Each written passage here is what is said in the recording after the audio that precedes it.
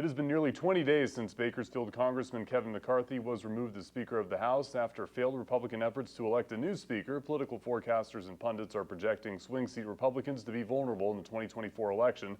But Kern County Congressman David Valadao tells us he's more concerned about government working than his political future. Well, obviously a shutdown is something we want to try to avoid.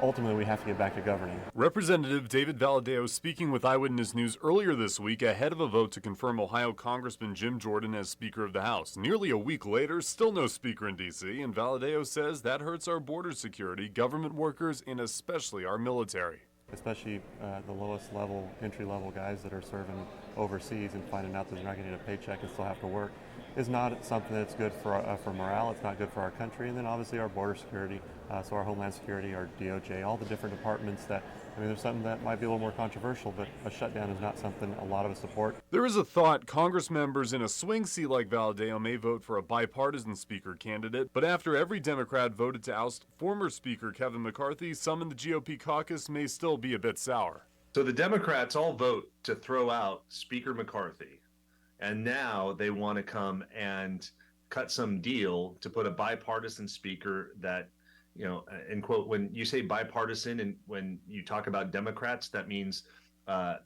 someone who's going to vote with Democrats, right? That's what Democrats mean when they say bipartisan. On the other side of the coin, voting for someone on the far right may have its political consequences too. This is the irony of if these so-called moderates, institutionalists that may be relenting, but there's a good chance they are actually in the long term bringing about their demise. Nonetheless, Valadao says he is voting for the person who gets government working again.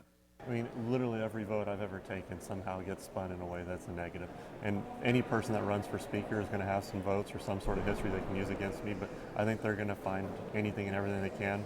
We're going to do our best to make sure that we're taking care of the people I was elected to represent, and hopefully they'll see that when Election Day comes.